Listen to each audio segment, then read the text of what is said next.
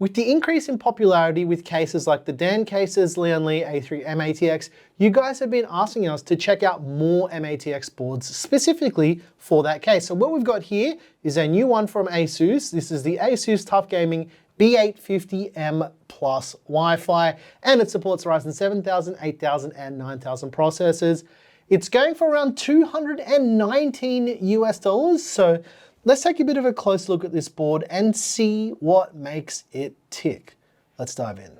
This video is brought to you by WIFI.com. Have you ever installed Windows 11 only to see the watermark of death? You don't need to fork out a couple of $100s for a key. You can grab one from today's video sponsor, from WIFI.com for a tenth of the price.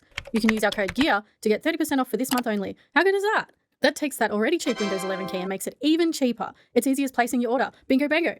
You've got your new key on your orders page. You chuck that key into the activation screen and you're good to go. No more watermark of death. Use code GEAR to get 30% off for this month only. Link in the description. On with the video. Back to you, Nick. All right, here it is, ladies and gents, the ASUS TUF Gaming B850M plus Wi-Fi. Let's get that motherboard out of the way so we can take a bit of a closer look at everything that comes with this board, and there's not a lot, to be honest. First of all, we've got the Wi-Fi antenna for the built-in Wi-Fi 6E. This does not have Wi-Fi 7. There's also all of the documentation and a bunch of stickers just in case you wanted to know what everything is on the board and where it is, but that's the point of this video. There's also some spare M.2 screws and some standoffs for the drives on the board, which we'll cover in just a moment. There's also a set of SATA or SATA cables for your 2.5-inch SSDs or your 3.5-inch hard disks. But let's unsheath the B850M plus Wi-Fi and take a little bit of a closer look at this fairly interesting MATX board for Ryzen 7000, 8000, and 9000 processors. Now this board's got a bit of a different layout here. We've got a PWM fan header that's in line with the top M.2 slot, but on the bottom left-hand edge of the board, we've got a front panel audio header as well as a PWM fan header.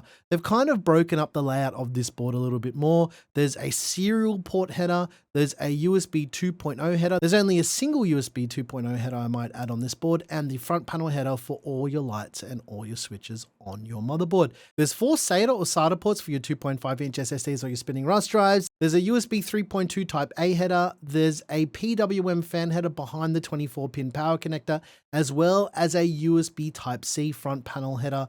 There's the 24-pin power connector to send juice to your brand new board, as well as, wait for it, 3 5-volt addressable RGB headers right next to each other. That's quite a lot. There's 2 PWM fan headers on the top right-hand edge of the board, and then a single one next to the top VRM heatsink above the RAM slots, as well as 2 EPS power connectors to send juice to your Ryzen 7000, 8000, or 9000 processor. As for the PCIe slots, there's a PCIe Gen 5 by 16 slot and then a PCIe Gen 4 by 1 slot towards the bottom of the board. In terms of quick release mechanisms for this board, this one is slightly different. You'll notice it has a long bar that will unlock the slot on the board, and basically you just press the button and it kind of unlatches the entire top slot. As far as the VRM layout, it features a 14+2+1 phase VRM layout with 80 amp smart power stages. As you can see, there are some absolutely beefy heat sinks to help with dissipating all of the heat for the VRM layout, and the I/O cover is the heat sink for most of the VRM layout on this board. As for the socket itself, this is an AM5 socket, which is pretty standard across all AM5 boards. It also has standard AM5/AM4 cooler mounting. Let's pop that socket open just in case you've never seen it before. And I know I'm repeating myself with these videos, but we do this to show people what the inside of the socket looks like, just in case they've never seen what one looks like. Because the truth is, a lot of people have never built a PC before, and this is just a bit of education to show people what it looks like inside a slot. Let's flip the board over, and as you can see, there's not a lot going on back here. It's got the standard AM5 bracket for the back of the socket, but other than that, this is a pretty standard looking MATX board. For memory compatibility, this board has 4 DDR5 DIMM slots, which will support up to 256 gigs of memory in total at 8,000 megatransfers. Remember guys, this is a spec and not a recommendation. All right, let's take the M.2 heatsinks off. There's no quick release mechanism for the heatsinks here. There's 3 M.2 slots in total. There's a PCIe Gen 5x4 M.2 slot, and then 2 PCIe Gen 4x4 M.2 slots. For rear I/O, there's DisplayPort, there's HDMI, there's 4 USB 2.0 ports, there's 2.5 gigabit Ethernet, and something that I like that ASUS is doing now is they're just saying what the speed of the ports is. There's 3 10 gig USB Type A ports, there's a 20 gig USB Type C port, 4 5 gig USB Type A ports, there's the antenna connectors for the built-in Wi-Fi 6E, and then there's the audio interface as well as a BIOS flashback button and an indicator light for that BIOS flashback.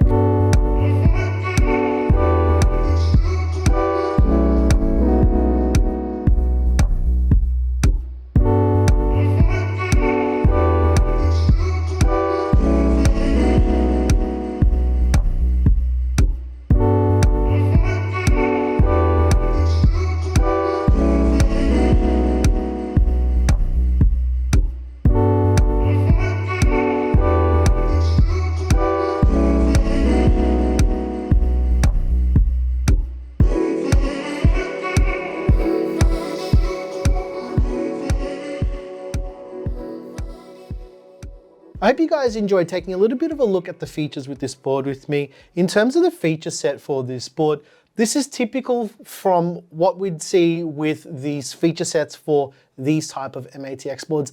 These boards are really designed not to break the bank. I'm not going to say budget because they're not budget. Don't get my words twisted here. But what's happening with motherboards at the moment is they're coming down in price for boards that have pretty decent feature sets. With boards like this, we've got 3 M.2 slots, which is nice to see for an MATX board, but because it's B850, we are losing a couple features that we see with higher end boards. First of all, there's no quick release mechanism for the M.2 heatsinks, which is, I'm fine with that, guys. I know that some people will get upset with that, but for an MATX board, it's fine. We've got 2.5 gigabit Ethernet that we're seeing pretty much across the board with motherboards now, but the one kind of disappointing thing I find with this board is the fact that it's only got Wi-Fi 6E. I can see why they've done it because it makes the board a little bit cheaper, but what we're losing with that, we're gaining in other nice to haves with the quick release top PCIe slot. This is not the mechanism that ASUS is getting into a little bit of trouble with at the moment. This is a less mechanical version of that and basically just opens up the slot a little bit. But other than that, I think this board is pretty good, especially if you're looking at building in something like that A3 MATX that you guys absolutely love. And I think we're gonna do a build with this one very, very soon, but not in the A3 MATX because we do have a whole bunch of new MATX cases that we're gonna review shortly. So keep your eyes peeled and subscribe for all of that. But if you're interested in the ASUS TUF Gaming B850M plus Wi-Fi, you're looking at spending around about $219 US or around about 359 Aussie dollars at the time of filming this video. I'm gonna say kind of what I alluded to with the ASRock ITX board that we covered for B850 the other day, that motherboard prices look like they are coming down now. So let's keep an eye on that because I don't think that's the case with ATX boards, but for the smaller boards, they are coming down in price.